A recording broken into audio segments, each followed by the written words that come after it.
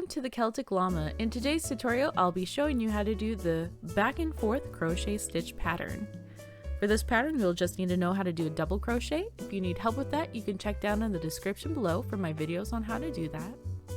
Also, if you've been following this series, I decided here to show you what happens when you end up pulling your work too tight or too loose.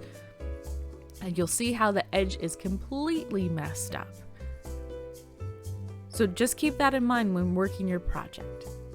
So for this project, you want to chain multiples of 5. And I'm just going to do a quick 5 chains for this video.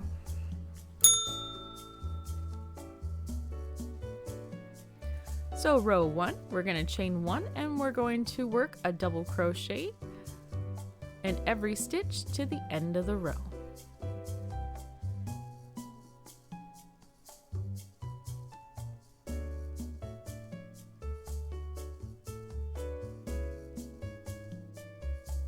Again, we'll keep on with that trend by chaining 1, turning our work, and working a double crochet in every stitch until the end of the row.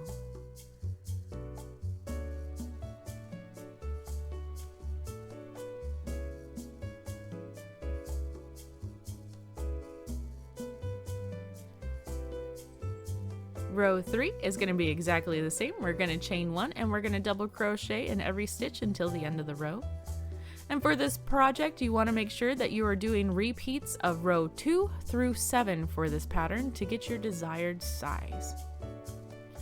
Alright, row 4 is where the magic happens. We are going to chain 1 and we're going to work 3 double crochets into the next 3 stitches.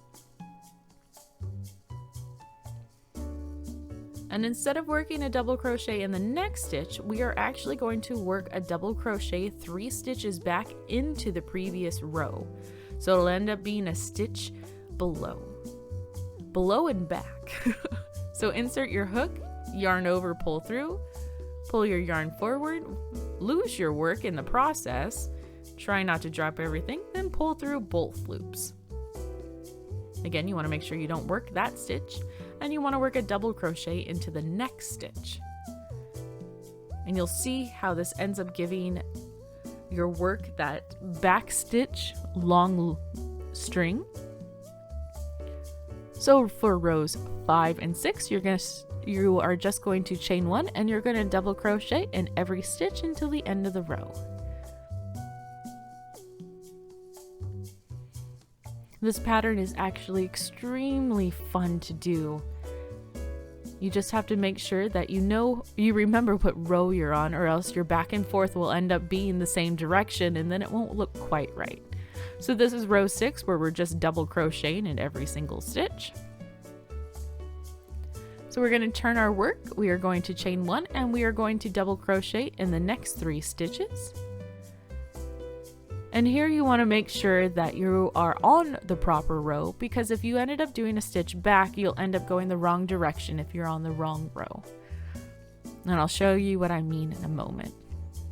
So we're going to double crochet in the first 3 stitches, then we're going to locate our stitch below 3 stitches back, and we're going to work a double crochet back there by inserting our hook, yarning over, pulling through, and making sure that we don't work that stitch above, and following off by a double crochet in the last stitch. And you'll see how this ends up going back and forth. So you're kind of creating a V in your work. You can see from this project how it ends up looking back and forth. Also, don't forget, don't pull your work too tight. If you found this video helpful, please do give it a like, and I really do hope that you have a happy crochet day.